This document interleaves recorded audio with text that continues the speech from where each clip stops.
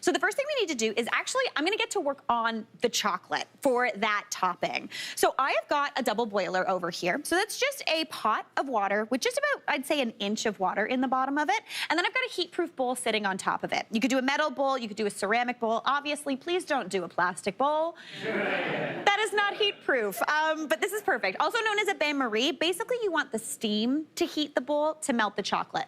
So I've got a cup of chocolate chips here. I'm going semi-sweet. If you wanted to do milk chocolate, you could totally do that. That would give a little bit more of that peanut buttery cup vibe. But for a little bit more kind of like, I don't know, grown-up flavor, we're going semi-sweet today. Now, into there, we're also gonna go in with a tablespoon of coconut oil. So the firm coconut oil that you just get at the grocery store, not the liquid stuff.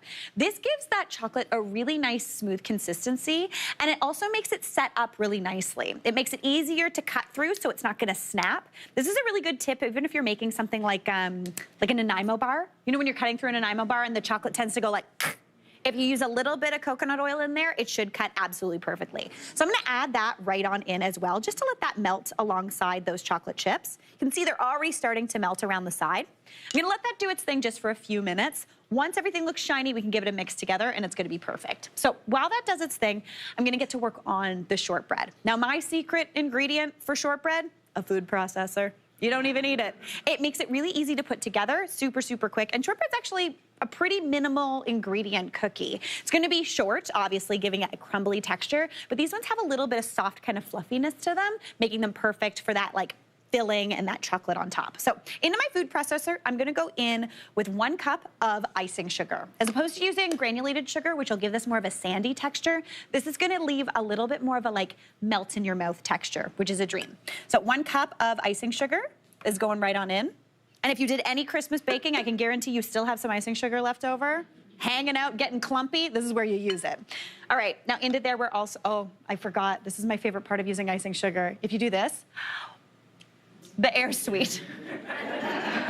Try it, it's a real kick, it's very fun. Okay, that was just for me, don't worry about it. Okay, now we're gonna go in with our flour. So I've got all-purpose flour here.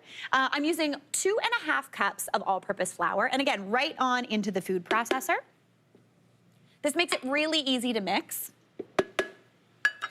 Then just to kind of counteract that amount of sweetness, we're also gonna go in with about 1/2 teaspoon of salt. Now, if you wanted to here, if you wanted to add in, ooh, a little nutmeg, a little cinnamon, something like that, you could definitely go in here with that. We're gonna go straight up today. Now I'm just gonna pulse that to combine. Am I? Oh no, she got unplugged somehow. Guys, plug in your food processor. Okay, there you go. Give it a little bit of a pulse just to combine everything together. And then we're gonna go in with our butter. So that's all you need, 4 ingredients to make beautiful shortbread.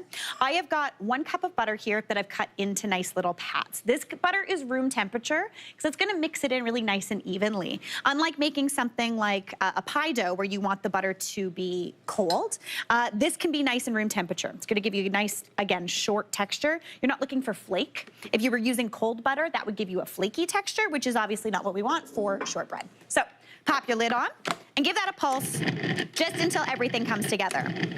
It'll take a second, but as soon as kind of the flour mixture starts climbing up the sides, that's gonna start bringing it together. Let me take a gander. Perfect, okay. So I'm gonna lift some up and give it a bit of a press. Oh no, I might need more butter. Do we have more butter? Maybe? I'm gonna go see if the dumbwaiter's got some more butter. Okay, cool. Everybody's got one of these sneaky cupboards, right? Oh, look at that, I got more butter. What a treat. Yeah. All right, I'm gonna check that right on in. The more room temperature your butter, the more this is gonna come together. So just give that a pulse. Perfect. Now, this should come together in a way that if you press it in your hand, it holds together, kind of like this. Now, I would keep processing this to give it a little bit more texture, but I'm just gonna go right on into my prepared pan. So what you wanna do at this point is take all this and pop it into a pan that you've greased and lined with a sling of parchment paper. Once it's in there, you wanna press it down really firm. Basically, you don't have to actually touch this mixture until it goes into the pan. Then I use usually the back of a cup or a measuring cup just to press it in really really, really nice. Once that's done, you wanna pop that into your oven. I've got my oven set to 350 degrees and I pop it in for 15 minutes. Then I take it out and I use a fork and just poke some holes in it. That's gonna give kind of speed holes for the heat to get into that shortbread. I usually do about 9 rows of those. And this is basically what you're looking at. Like, check that out. Once it's done, it's a little golden brown all around the outside, looking beautiful. It's still a little soft in the middle, looking stunning. So that's looking fantastic. I'm gonna pop that right over here. And now we're gonna get to work on the almond filling. So for that, I've got a big bowl here. I'm gonna go in with about a cup of almond butter. If you wanted to, you could easily do this with peanut butter. That would be fantastic. I'm gonna kind of wing it. That looks like about a cup here.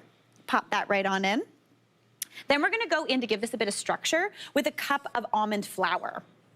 Almond flour is really nice. Basically, it's just ground up almonds. If you've ever had an almond croissant, that's the thing that makes it have that kind of frangipani texture, that fudgy texture. For a bit of sweetness, I love a peanut butter honey moment. I love an almond butter honey. So we're gonna go in with about 2 tablespoons of runny honey. But if you wanted to go a little Canadian, you could do some maple syrup in there as well. That would be beautiful. Pinch of salt just to kind of bring everything together. And you give that a good mix to combine. Now, you could do it by hand or you could use a handy dandy hand mixer. So give that a blitz. It's gonna make this into almost like a dough. It's gonna be really nice so when you cut it, it doesn't all ooze out the sides. It stays together really nicely. Perfect. I would eat this with a spoon as is. So, you know, you could also do that for your Valentine. Just be like, there you go. Have at her, what a treat. All right, now we're gonna take this and we're gonna actually spread it over top of this shortbread that we've got. I've let it cool a little bit just to make it so it doesn't all melt. Just pop it on there and then using either a spatula or an offset spatula, just like this little guy, just spread that out just so it goes all over that beautiful shortbread. This to me looks really good. You could also, if you wanted to, if you didn't want to do the shortbread, you could use this almond butter mixture. It's almost similar to a buckeye. Have you ever had a buckeye where it's basically like a almond butter or peanut butter and you dip it in chocolate? You make them into little balls. Those are super tasty. Almost like a little truffle. Again, very similar to a peanut butter cup, which everybody knows and loves. Just give it a spread, just until it's as even as possible. And then, don't forget about your chocolate, because we got ours over here doing its thing. So I've got that beautiful chocolate melting down. You can see it's nice and shiny. So I'm gonna give that a little bit of a mix just to combine. That little bit of coconut oil melts super quickly. It all comes together and it's gonna make it really nice and smooth and shiny. The coconut oil isn't going to give it much of a coconut flavor. A little titch of a coconut flavor, but that's always a good thing. Perfect. Now, grab that bowl while that coconut chocolate mixture is still nice and hot. Give it a little wipe on the bottom. Then we're gonna pour this over top of all of this beautiful almond butter filling. That to me looks like a dream. Now at this point, don't cut it because obviously that's gonna get a little bit sloppy. Just spread that out everywhere, all over top. Really tasty. Then you wanna pop that into a fridge. Let that go in the fridge just until it's firm and solid. Once that's done, you get something that looks like this. We've already cut them into little bars. You might have gotten a sneak peek when I got that extra butter. But look at those. Aren't those so beautiful? Super tasty. That shortbread base is crumbly, it's buttery. That almond butter is absolutely out of control. Hey, Mary here. What did you think? Drop your comments below and don't forget to like and subscribe for more of the good stuff.